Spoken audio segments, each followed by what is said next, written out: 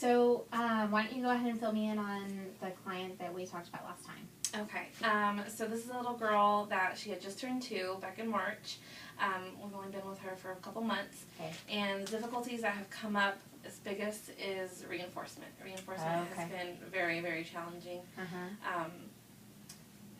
In addition to that, orienting to any stimuli, including the reinforcement. So things like even just grabbing a reinforcer from her hand have been difficult for her to even make a choice. So one of the lessons that I put in that we had talked about was choices. So using a highly, highly preferred versus a non-preferred, and even something really small, only because it increases the difficulty for her to grab the non-preferred item. If it's small, it's hard for her? Oh, okay. So it's kind of a prompt with the choices. Because I still felt that when we started choices that it was kind of accidental. If she like grabbed whatever was in one hand, she'd be okay with it. And then sometimes even when she grabbed the preferred, she wouldn't even eat it. Or she wouldn't even... Okay, so it sounds like it's sort of a combination of both, like the lack of really strong reinforcement, but then also she's not even orienting to what you have. What are some things that you might want to consider when you're thinking about like her orienting? Like what are some potential issues that might be contributing to that? Can you think of anything that you might want to look into? Well, I know lesson-wise I'm looking into stimulus orienting. So what's that? First starting off with visual and auditory stimuli, that when it's presented in her field of vision that she orients to it within 2 seconds. Okay. So how are you doing that? With toys, with like preferred, parents have reported that she's really interested in musical items, the cause and effect toys. So we have these preferred toys that we bring out, and when we start it, it makes noise, it's lighting up, something she sees, and it's within 3 to 5 inches, so right in her field of vision, and she just has to orient towards it to look. When she looks at it, she gets access to it. Okay. So that's one thing I've tried. So you're trying to reinforce her behavior of actually attending to things in the environment. Okay, cool. And the other thing I've tried with things like choices, or more of the reinforcement side, is looking at what reinforcers we're using. So having mom eliminate things outside the session so we can strictly use them during session. Because I felt like right now the only thing we're using was juice. And it was like using juice for this lesson, using juice for peps, using juice for this lesson.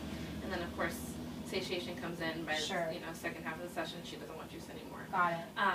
So salty items to continue to have juice to be juice is still reinforcing even at the end of the session, but also just snacks that she gets that she doesn't get outside the session.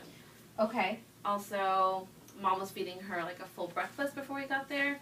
So I know breakfast is important, and so I asked mom, can we cut it in half, and then we'll throughout the session give her the rest of the breakfast as the session goes on, and mom's been on board with that. How often are the therapists doing preference assessments?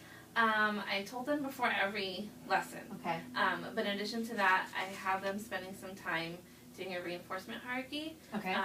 I said daily. If it was going to be too time consuming, then we can drop it to weekly, and that's actually been helpful because it's kind of showed a tier of reinforcers, like a tier 1, like these 3 to 5 things she's regularly picking over everything else, and then the next tier are like, on any given day, whether she prefers it or not, she'll pick one of these items, but she'll still pick the tier 1 items over the tier 2, and like tier 3, where it's like she'll take it, but if she has to work for it, she doesn't want it. So that's been helpful. The therapists have been on board with that because it also helps with choices. That she has a good chunk of time, 15 minutes, where they're working on the reinforcement hierarchy at the beginning of the session, where she's making choices. The only issue I see coming with that when the therapist spends too much time is satiation. That she's getting all these all these things in the preference assessment for free. That's true. But it's been okay. So it sounds like you guys are really trying to work at getting a really good structured idea of her reinforcement, which is great, and that will really help hopefully increase the motivation. Are they trying to introduce new reinforcers as well? Mom's pretty good at it. I feel like the team has gotten in ruts with the same, 5 things. Mom will report different things that she tries outside a session, and so I just have to be on the therapist to tell them that, she tried something, jalapeno chips, which she really loved, which I'm sure the therapist probably wouldn't want to use, in the morning session, but Mom was up to it, and she doesn't get them any other time. Okay. So, yeah, I think I need to be more on the therapist to regularly try new items, because it has been, the same 3 to 5 things in the past 3 weeks that they've been using. The only other thing I want to get you to think about a little bit for the orienting to stimuli, where you're trying to get her to actually look and attend, is there any other issue that you might want to check into for her that might be an issue or might be hindering her ability to orient to things? Or even to choose something. Think outside of the ABA box. Is there something else that you might want to have checked? Vision, having her vision checked to make sure that, some kids are peripheral gazers. Yeah. That if she is attending to it, maybe she's attending only from the peripheral vision. So, exactly. Yeah, I could definitely ask Mom. I can't remember.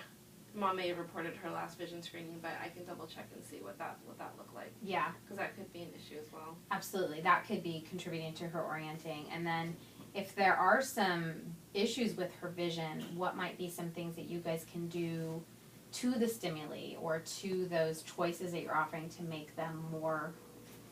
as much as possible, if it's especially 2D stimuli, making it larger. Okay. Placing it... Because I know traditionally we put everything on a table while the child's sitting there or on the floor while the child's sitting up. Having an orientation where it's flat in front of her. Perfect. It's on an easel or taped to a wall or even just on a slant board on the desk that the stimuli is raised. Yeah. Things like that I think would be good. Yeah, making it more visually, kind of appealing or also just easier to discriminate. Yeah. So, okay, great. Sounds like you have a good handle.